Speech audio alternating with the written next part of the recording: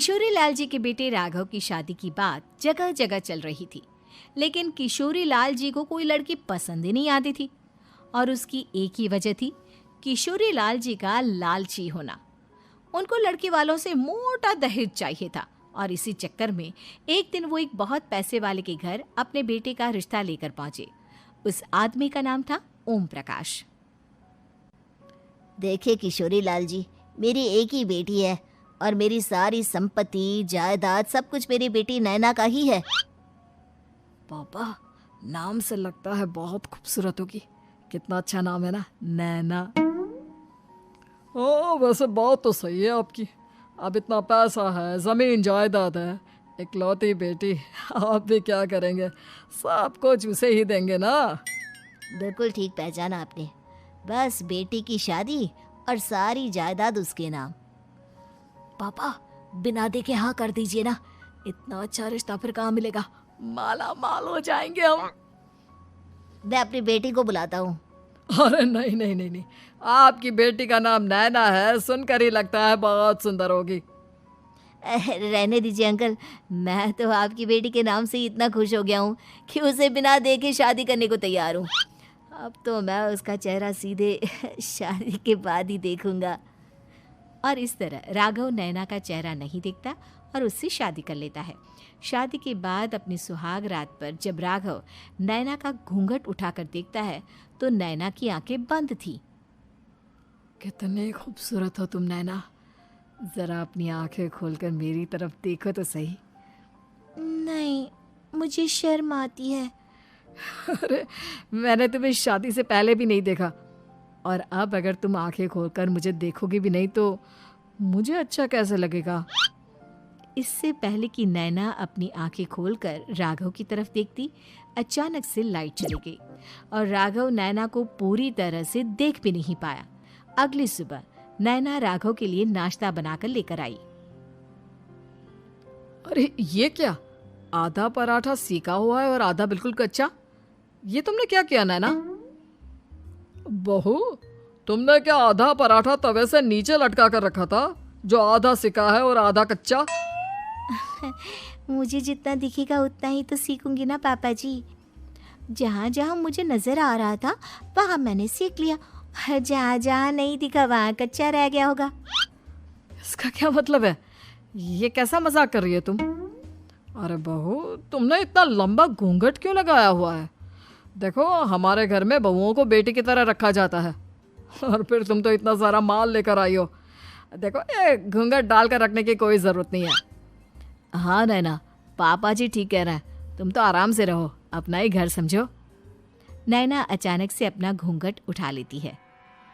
अरे ये क्या पापा, नैना की तो एक आंख फूटी हुई है। नाम से नैना, लेकिन ये तो कानी बहू निकली। मेरे साथ धोखा हुआ है, धोखा। बिना दिखाए अपनी कानी लड़की मेरे संग ब्याह दी। मुझे कानी बीवी नहीं चाहिए। मुझे अभी ओम प्रकाश जी से बात करनी पड़ेगी। आखिर उन्होंने मेरे साथ ऐसा किया क्यों? अरे, आप लोगों ने ही तो पापा से कहा था कि आप लोग शादी से पहले मुझे देखना नहीं चाहते। अब मेरे पापा पर क्यों इल्जाम लगा रहे हैं? अरे लेकिन उन्हें बताना तो चाहिए था ना कि तुम कानी हो, एक आंख से तुम्हें दिखाई नहीं देता। किशोरी लाल और राघव नाराज होकर ओम प्रकाश को अपने घर बुलाते हैं। पापा जी, ये आपने क्या किया? शादी से पहले बताया क्यों नहीं कि नैना की आंखों में परेशानी है? अरे, आप ही ने तो लड़की देखने से मना कर दिया था। अरे लेकिन आप बता तो सकते थे।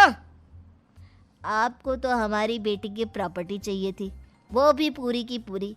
अब क्या हुआ अगर उसे आधा दिखाई देता है? प्रॉपर्टी तो आपको पूरी मिल गई ना। अरे ये क्या बात हुई? मेरी शादी प्रॉपर्टी से नहीं, आपकी बेटी से हुई है। अब ये तो पहले सोचना चाहिए था, तब तो मेरी प्रॉपर्टी देखकर तुम्हारी जुबान लप लपा रही थी। लेकिन मैं कानी लड़की को अपनी बीवी बनाकर नहीं रख सकता। पापा, कुछ करिए ना आप। हाँ, करता हूँ। देखिए ओम प्रकाश जी, आप हमारे साथ ऐसा नहीं कर सकते। और तुम देखो, अगर तुमने मेरी बेटी से शादी तोड़ी ना तो जो भी प्रॉपर्टी मैंने तुम्हें दी है वो तो पूरी की पूरी वापस ले ही लूँगा और आधी प्रॉपर्टी तुम्हारी भी लूँगा। अरे मेरी आधी प्रॉपर्टी भला क्यों लेंगे आप? इसलिए क्योंकि मेरी बेटी को आधा नजर आता है और उसकी नज़र अभी तक तुम्हारी आधी जायदाद पर ही पड़ी है। अब तुम उसे घर से निकालोगे तो कुछ तो लेकर जाएगी ना। और अगर हम आपकी बेटी को अपने घर की बहू बनाकर रखे तो? तो तुम्हारी पूरी प्रॉपर्टी तुम्हारी ही रहेगी और जो मैंने तुम्हें दिया है ना उसमें से बस मैं आधा लेकर जाऊंगा। अरे लेकिन अब आप अपनी दी हुई प्रॉपर्टी में से आधी वापस क्यों लेकर जाएंगे? अगर मैं आपकी बेटी को अपनी पत्नी बनाकर रखने को तैयार हूं तो? इसलिए ताकि भविष्य में अगर तुम मेरी बेटी को धोखा दो तो उसके पास कुछ तो रहे जो पति का हो। वैसे मेरे पास तो बहुत कुछ है लेकिन अपने पति की कोई निशानी तो उसके पास होनी चाहिए ना। अब अगर तुमने मेरी बेटी को कहानी कहा तो तुम्हें प्रॉपर्टी भी कहानी ही मिलेगी, पूरी नहीं। जमाए राजा। किशोरी लाल और राघव समझ चुके थे कि वो बुरी तरह फंस चुके हैं और अब उनके पास वहां से निकलने का कोई चारा नहीं है। अब समझ में आया ना, लालच बुरी बला होती है। एक तो तुम्हें प्रॉपर्टी मिली, ऊपर से बीवी मिली, उसमें तुम्हें नखरे भी दिखाने हैं। आए बड़े, चुपचाप बैठो दोनों। कुछ दिनों के बाद नैना राघव की कार लेकर बाजार घूमने निकलती है और जब कार लेकर वापस आती है, ये क्या? एक तरफ से मेरी गाड़ी पूरी खराब हो चुकी है। लगता है तुमने मेरी गाड़ी को किसी दूसरी गाड़ी के साथ एक्सीडेंट किया है। अरे अरे कितना बड़ा नुकसान कर दिया तुमने बहू। वो क्या है ना पापा जी, मुझे एक आंख से दिखाई नहीं दे रहा था, सामने से गाड़ी आ रही थी। मुझे तो सिर्फ आधा ही दिखाई दिया और वो गाड़ी मेरी कार से रगड़ते हुए निकल गई। अब मैं क्या करूं बताओ? आप इसे ठीक कराने के पैसे कौन देगा? तुम्हारे पापा? तुमने मुझसे इस तरह से बात की? अभी रुको। नैना राघव की शिकायत ओम प्रकाश को कर देती है। देखो राघव, अब जो मेरी आधी प्रॉपर्टी तुम्हारे पास थी ना उसमें से आधी और मैं लेकर जाऊंगा क्योंकि तुमने मेरी बेटी को डांटा। अरे नहीं नहीं पापा जी, गलती हो गई, माफ कर दो। गलती की तो कोई गुंजाइश ही नहीं। अगली बार मेरी बेटी को डांटा तो बची हुई आधी में से आधी और ले जाऊंगा। लालच के चक्कर में हम दोनों ने बहुत बड़ी गलती कर दी बेटा। एक तो तुम्हें कानी बहू मिली और ऊपर से जो माल मिला वो भी काना। इस तरह राघव की हर एक गलती पर ओम प्रकाश उसकी प्रॉपर्टी का आधा आधा हिस्सा लेकर अपना सारा माल वापस ले गया और राघव को कानी बीवी से काम चलाना पड़ा। भाई लालच वाकई में बुरी बला है।